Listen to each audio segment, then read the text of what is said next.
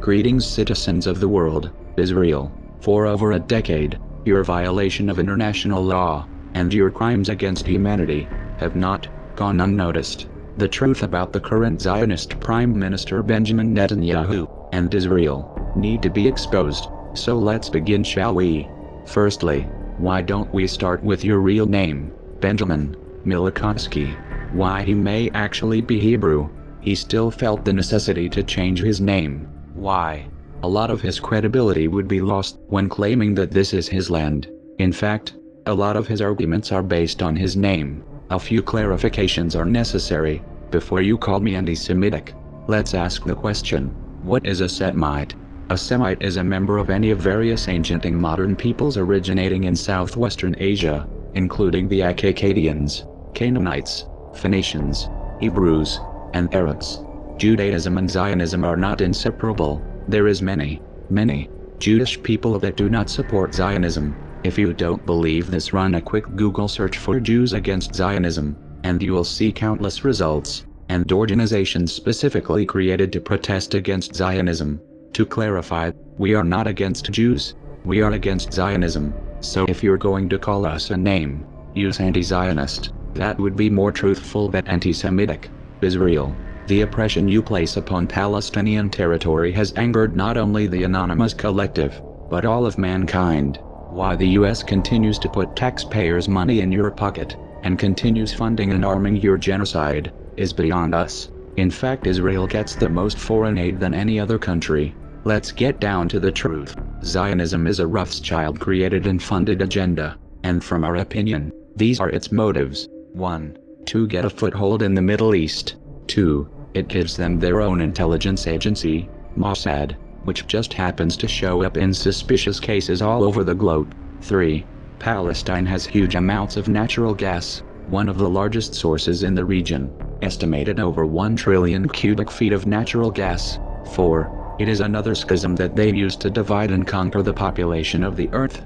Let's take a look how many Zionists are in places of power, not just in America, but all over the world, and this is not but a taste of how much control they really have on the West.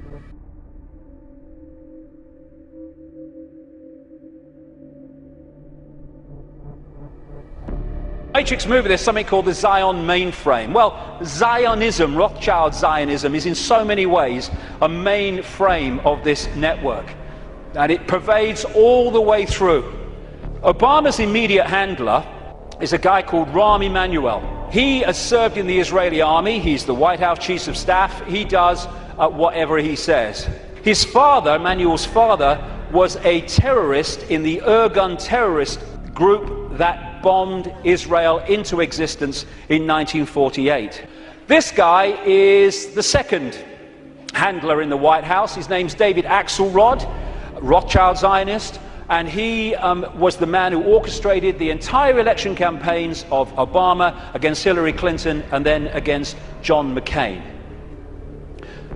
The main funder and orchestrator of the funding in terms of individuals of Obama was a guy called George Soros, Rothschild Zionist, who manipulates countries and uses his networks and funding to create coups in countries where they want to change the regime change.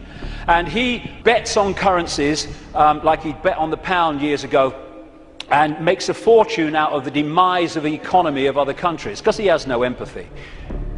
Henry Kissinger, massive Rothschild Zionist, has served that dynasty's agenda for 40 years, if not 50 years, and he's now an advisor to Obama, even though he's officially a Republican. The American economy, the American economic team, is led by Timothy Geithner, Treasury Secretary, Rothschild Zionist, and Larry Summers, Rothschild Zionist. The entire Obama budget is run by the budget director, Peter Orszag, Rothschild Zionist. This man was advising the Russian treasury when the Russian governments were giving state assets away to Rothschild Zionist oligarchs, including Roman Abramovich, the owner of Chelsea Football Club, by the way. It's very easy to become a billionaire when a state says, have these assets worth $1 billion, billions of pounds, thank you very much. It's a piece of cake. You could buy a football club if you want. And this man's company was also advising the Icelandic central bank in the run-up to the Icelandic crash.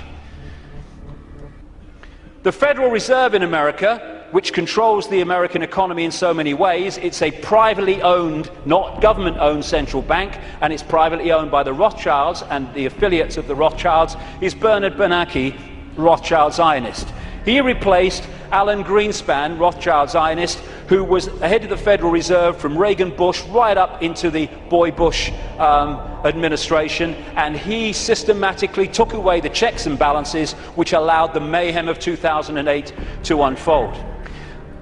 We keep hearing about Goldman Sachs and all the mayhem that it's created, both in the crash of 2008 and the crash of the economy in Greece, fundamentally involved Goldman Sachs. Goldman Sachs is a fiefdom of the Rothschilds, headed by Lord Blankfein, Rothschild Zionist.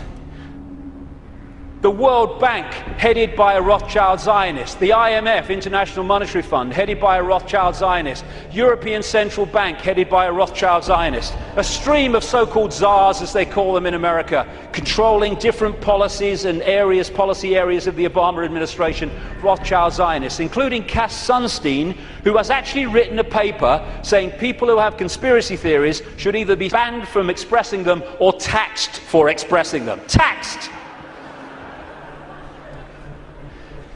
Climate change policy in the Obama administration is controlled by Carol Brown, a Rothschild Zionist, and Todd Steen, Rothschild Zionist.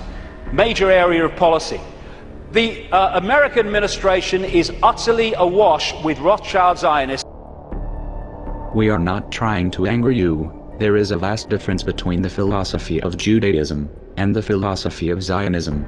Zionism's core belief is that the land of Israel was granted to them by God. This is a religious belief, and the application of a religious belief in politics is theocracy, and we do not support theocracy in any of its forms. You can't cloak this under the shroud of religion. There's nothing holy, good, justified or morally acceptable about what is going on right now. The definition of genocide is the deliberate killing of a large group of people, especially those of a particular nation or ethnic group. What Israel is doing is genocide. They are taking this land and killing people because it said so in their Bible. We have no problem with the Jewish people. We have an issue with what the Israeli government is doing. Let's bring this back to July 7, 2014. Israel began a massive assault on the Gaza Strip. In the first week, Israel dropped over 400 tons of bombs, killing over 130 civilians, about half of them being women and children. Israel's official justification for these attacks, the murder of 3 Israeli teenagers, which Israel blames on Hamas. Israel still hasn't produced any evidence that the murders were Hamas, or even a Palestinian, and in fact the evidence that we do have indicates that the murders were Israeli. This is the Israeli teenagers' distress call to the police. You can hear the kidnappers telling the boys to put their head down in Hebrew. This tape was held under a gag order by the Israeli government.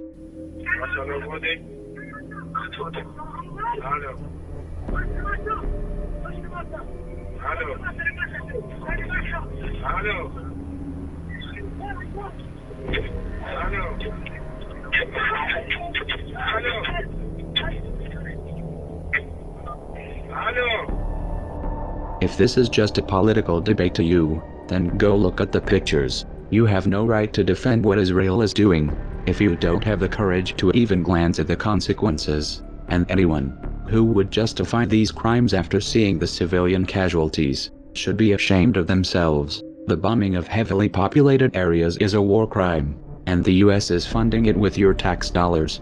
United as one, divided by zero. We are anonymous. We are legion. We do not forgive. We do not forget. Expect us.